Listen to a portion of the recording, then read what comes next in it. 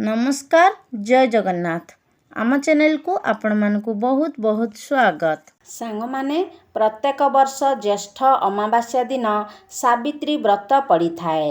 एही व्रत को प्रत्येक सधवा नारी माने बहुत खुशी रे पालन करि थांती।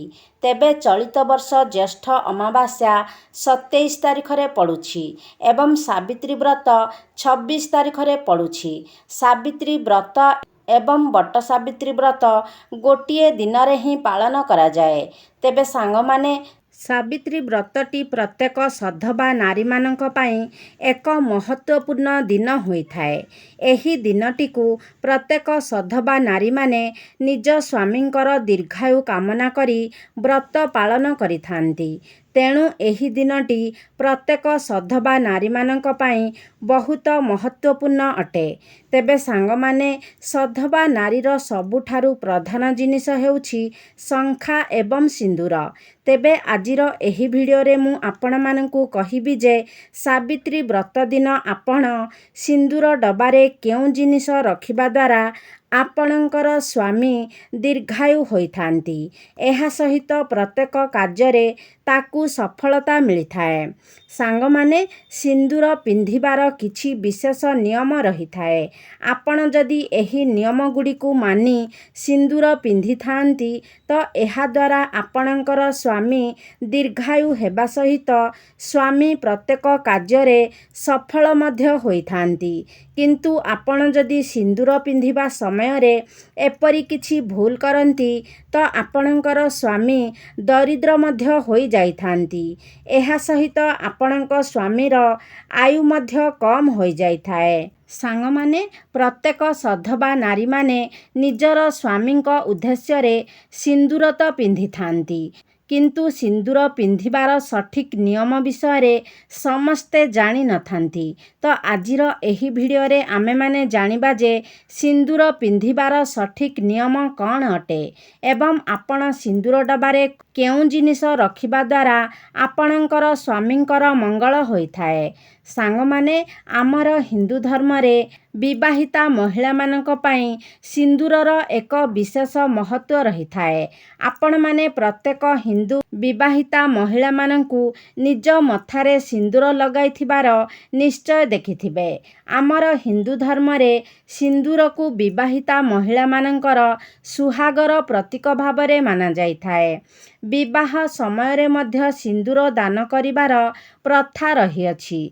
एहा परे ही विवाहर विधि को संपूर्ण बोली माना जाइथाए। विवाह होई सारिला परे प्रत्येक महिला मानकु निज मथारे सिंदूर लगाइबा जरूरी अटे। तेबे बदलुथिबा एही आधुनिक जुगरे एही प्रथा को प्रत्येक नारी माने मानु नाहंती। केही केही मानुछंती तो पुणी केही केही एहाकू कुसंस्कार भाबी अणदेखा मध्य करि देउछंती। तेबे सांग माने आपण माने आजिर जुगरे निश्चय देखिथिबे एपरी अनेक झियो अछंती जेउ माने हिंदू धर्मर होई मध्य बाहाघर परे निज मथारे सिंदूर लगाई न थांती। मात्र आपण माने जानी रखिबा उचित जे आमर हिंदू धर्म रे सिंदूर पिंधिबार जेउ परंपरा रहिछि ता पछरे धार्मिक मत सह वैज्ञानिक मत मध्य रहिछि। तेबे आमर धार्मिक मान्यता अनुसारे सिंदूर लगाइबार किछि नियम रहिछि जाहाकू पालन करिबा मध्य अनिर्वाज्य अटे। सिंदूर लगाइबार जेउ नियम गुड़िक वर्णना करा जाइछि सेही नियम गुड़िकु प्रत्येक विवाहिता नारी माने पालन करिबा उचित। अन्यथा आपणक जीवन रे अनेक समस्या आसीपारे एवं स्वामींकर जीवन रे अनेक कष्ट मध्य आसीथाए एवं सेही कष्टर कारण परोक्ष भावरे आपण ही होइथांती। जेउ महिला माने सिंदूर लगाइबार नियम गुड़िकु पालन करि न थांती सेमानक स्वामी को जीवन रे धन एवं स्वास्थ्य संबंधित समस्यार सम्मुखीन हेबाकू पड़िथाए। तेबे आसंतु जानिनेबा सिंदूर लगाइबार केउ सबु नियम रहिछि जेउ नियम गुड़िकु प्रत्येक विवाहिता नारी सिंदूर लगाइबा समय रे पालन करिबा उचित। ପ୍ରଥମ ନିୟମ ହେଉଛି ପ୍ରତ୍ୟେକ ବିବାହିତା ନାରୀ ସିନ୍ଦୁର ସର୍ବଦା ନିଜ ପଇସାରେ କିଣିକି ଲଗାଇବା ଉଚିତ। ଅନ୍ୟର ପଇସାରେ କିଣାଯାଇଥିବା ସିନ୍ଦୁର ଲଗାଇବା ଆପଣଙ୍କୁ ଅଶୁଭ ଫଳ ପ୍ରଦାନ କରିଥାଏ। ଦ୍ୱିତୀୟ ନିୟମ ହେଉଛି ପରିସ୍ଥିତି ଯାହା ବି ହୋଇଥାଉ କିନ୍ତୁ ଆପଣ ଅନ୍ୟ କୌଣସି ନାରୀଙ୍କର ସିନ୍ଦୁର ଲଗାଇବା ଉଚିତ ନୁହେଁ। ସର୍ବଦା ଆପଣ ନିଜ ସିନ୍ଦୁର ବ୍ୟବହାର କରିବା ଉଚିତ। ଯଦି ଆପଣ କୌଣସି ଜାଗାକୁ ଯାଉଛନ୍ତି ତେବେ ଚେଷ୍ଟା କରନ୍ତୁ ଆପଣ ନିଜ ସାଥିରେ ସିନ୍ଦୁର ନେଇକି ଯିବା ପାଇଁ। ଅନ୍ୟ ମହିଳାଙ୍କର ସିନ୍ଦୁର ଲଗାଇବା ଦ୍ୱାରା ଆପଣଙ୍କ ସ୍ୱାମୀଙ୍କୁ ଧନ ସମ୍ବନ୍ଧିତ ସମସ୍ୟାର ସମ୍ମୁଖୀନ ହେବାକୁ ପଡ଼ିଥାଏ। ତୃତୀୟରେ, ଆପଣଙ୍କୁ ଯଦି ସିନ୍ଦୁର କେହି ଉପହାରରେ ଦେଇଛନ୍ତି ତେବେ ସେହି ସିନ୍ଦୁର ମଧ୍ୟ ଆପଣ ବ୍ୟବହାର କରିବାଠାରୁ ବଞ୍ଚିତ ରହିବା ଉଚିତ। କାରଣ ଶାସ୍ତ୍ର ଅନୁସାରେ ଉପହାରରେ ମିଳିଥିବା ସିନ୍ଦୁରର ଉପଯୋଗ କରିବାକୁ ଅଶୁଭ ବୋଲି ମାନାଯାଇଥାଏ। ଚତୁର୍ଥରେ, ଆପଣ କେବେ ବି ନ ଗାଧୋଇ ସିନ୍ଦୁର ଲଗାନ୍ତୁ ନାହିଁ। ସର୍ବଦା ସ୍ନାନ କରି ସାରିବା ପରେ ହିଁ ନିଜ ମଥାରେ ସିନ୍ଦୁର ଲଗାନ୍ତୁ ଏବଂ ସିନ୍ଦୁର ଲଗାଇବା ସମୟରେ ଆପଣ ସର୍ବଦା ନିଜ ସ୍ୱାମୀଙ୍କର ଦୀର୍ଘାୟୁ ଏବଂ ସଫଳତା କାମନା କରି ମଥାରେ ସିନ୍ଦୁର ଲଗାଇବା ଆବଶ୍ୟକ। ଏହା ଫଳରେ ସେମାନଙ୍କୁ ଦୀର୍ଘାୟୁ ପ୍ରାପ୍ତ ହେବା ସହିତ ସେମାନଙ୍କର ଭାଗ୍ୟରେ ମଧ୍ୟ ଉନ୍ନତି ହୋଇଥାଏ। ଏହା ସହିତ ମଥାରେ ସିନ୍ଦୁର ଲଗାଇବା ସମୟରେ ଆପଣ ସର୍ବଦା ମନରେ ମା ପାର୍ବତୀଙ୍କୁ ସ୍ମରଣ କରିବା ଉଚିତ। କାରଣ ମାତା ପାର୍ବତୀ ଆପଣଙ୍କୁ ଅଖଣ୍ଡ ସୌଭାଗ୍ୟବତୀର ଆଶୀର୍ବାଦ ପ୍ରଦାନ କରିଥାନ୍ତି। ପଞ୍ଚମରେ, ଆପଣ ଋତୁସ୍ରାବ ସମୟରେ ଅର୍ଥାତ୍ ପିରିୟଡ଼ ସମୟରେ କେବେ ବି ସିନ୍ଦୁର ଲଗାନ୍ତୁ ନାହିଁ। କାରଣ ଏହି ସମୟରେ ସିନ୍ଦୁର ପିନ୍ଧିବା ଦ୍ୱାରା ସିନ୍ଦୁରର ଅପମାନ ହୋଇଥାଏ। ଷଷ୍ଠରେ, ଯଦି ହାତରୁ ସିନ୍ଦୁର ତଳେ ପଡ଼ିଯାଏ ତେବେ ଏହା ବହୁତ ଅଶୁଭ ବୋଲି ମାନାଯାଇଥାଏ। ସେଥିପାଇଁ ଆପଣ ସର୍ବଦା ସିନ୍ଦୁରକୁ ଯତ୍ନର ସହିତ ରଖନ୍ତୁ ଏବଂ ଛୋଟ ପିଲାମାନଙ୍କଠାରୁ ଦୂରେଇ ରଖନ୍ତୁ। ସପ୍ତମରେ, ଆପଣ କେବେ ବି ଅନ୍ୟ କାହାର ସମ୍ମୁଖରେ ସିନ୍ଦୁର ଲଗାନ୍ତୁ ନାହିଁ। କାରଣ ଏପରି କରିବା ଦ୍ୱାରା ଆପଣଙ୍କର ସ୍ୱାମୀ ସ୍ତ୍ରୀଙ୍କ ସମ୍ପର୍କ ଉପରେ ଅନ୍ୟମାନଙ୍କର ନଜର ପଡ଼ିଥାଏ ଯାହାଫଳରେ ଆପଣଙ୍କର ସମ୍ପର୍କ ଖରାପ ହୋଇଥାଏ ଏବଂ ଆପଣଙ୍କଠାରୁ ଆପଣଙ୍କ ସ୍ୱାମୀଙ୍କର ଭଲ ପାଇବା ପ୍ରେମ ମଧ୍ୟ କମିଯାଇଥାଏ। ତେଣୁ ଆପଣ ଯେତେବେଳେ ସିନ୍ଦୁର ଲଗାଉଛନ୍ତି ସେତେବେଳେ ମୁଣ୍ଡରେ ଓଢ଼ଣା ଦେଇ ମୁଣ୍ଡକୁ ଢାଙ୍କି ସିନ୍ଦୁର ଲଗାନ୍ତୁ।